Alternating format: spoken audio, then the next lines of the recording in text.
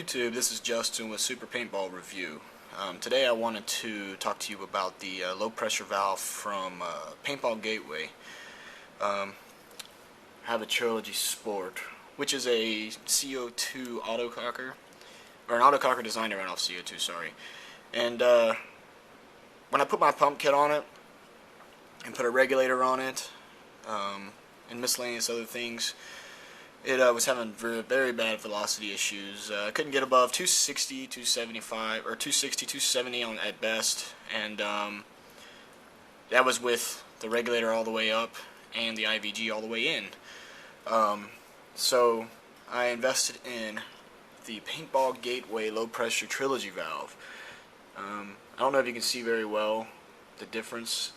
It is a huge size difference. I'll put some pictures in. Probably right now.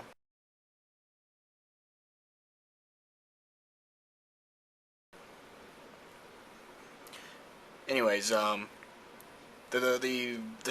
valve was $30 from Paintball Gateway, and it came with a spring kit as well. It came with a new spring kit, a valve pin, and a cup seal. Now these springs, whenever I installed this setup, it allowed me to I don't know the PSI obviously because I don't have a gauge, but my regulator was out 3.5 turns and my IVGM was it was in about a quarter of the way from all the way out, and then after I had sweet spotted my regulator, I only had to go in an additional 2 turns, so it made a huge difference. The one problem with this thing is that it gets mad hammer bounce. It's really bad. It sounds way worse than a KP. You can just hear it quacking out on the field. So, with that, I was experimenting, and I have a Madman spring kit for a Spider, which, as you can tell, pretty much fits perfectly for the valve spring on a Trilogy. You can see they're all roughly the same size. What I ended up doing, I was never able to eliminate the fart, which is very aggravating.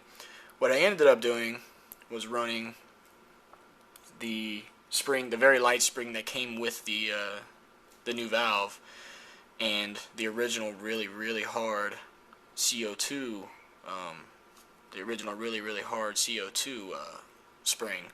Problem with doing that is that, as you can see, as I was just trying to do, the aftermarket valve, cup seal will not go on it, so I had to use this one, which it seals perfectly fine.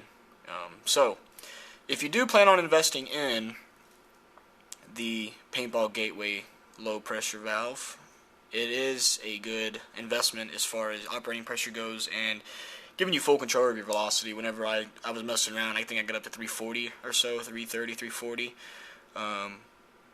Also, consistency went way up, obviously. It is a good purchase, but you might want to consider running it in this configuration right here. Really, these are really soft, compared to the factory one.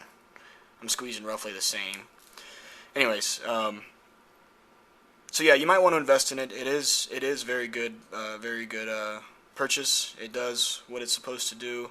Has crazy bad farting, but what I am thinking about doing is, in case you don't know, this is where the spring mounts to.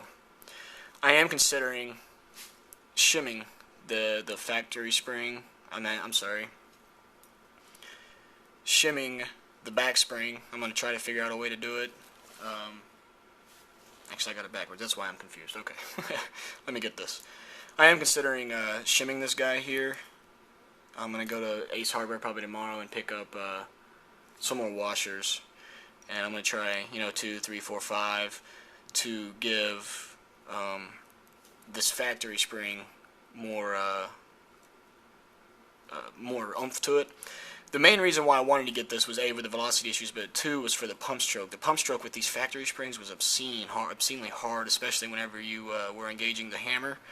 With these, it's pure sex. It's just awesome. It does exactly what it's supposed to. It feels exactly how it should. So yeah, very good kit, worth the money.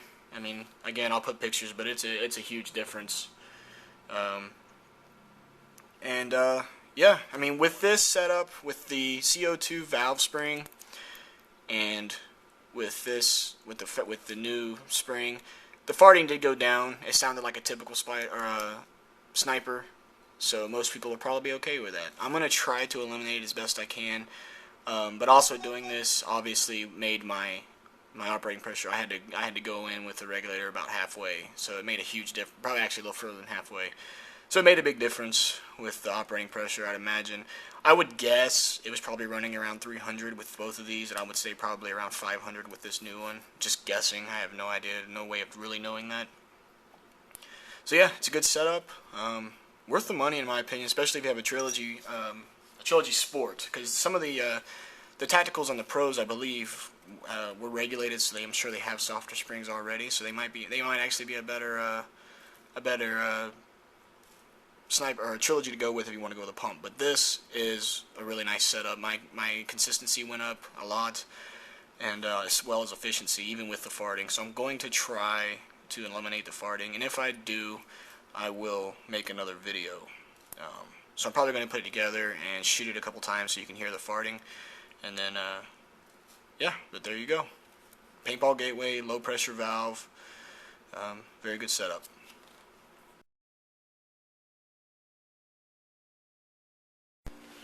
Alright, I got the gun back together, and you get to see my dirty floor. Anyways, I got it back together, and you're probably not going to be able to tell with the hammer bounce on a video, but here we go. Now if I like cover the end of the barrel with my hand to, stop the flow, or to restrict it a little bit, you'll hear it a little bit better. There it goes, yeah. Now granted, this isn't sweet spotted or anything because I was running the heavier springs for last weekend, but I'm going to try the washer method, and whenever I finally get that, I'm going to do another video. But as you can tell, I don't know if you can hear it, or I know you can't see it, but yeah, so good valve, but unfortunately a lot of farting, but I'm going to take care of it, and I'll let you guys know when I get up. Here's a good picture of my or a good video of my gun. Old school nitro duck, 68 3000. Got this NXE tank for $10, brand new. Dye stickies, check it caged on off. My nice sexy blue macro line. CP shorty. ANS quick pull pin, bolt. My awesome Sanchez machine pump kit, and my dye UL, and obviously the low pressure valve. But there you go, YouTube. Let you know when I got an update. Thank you.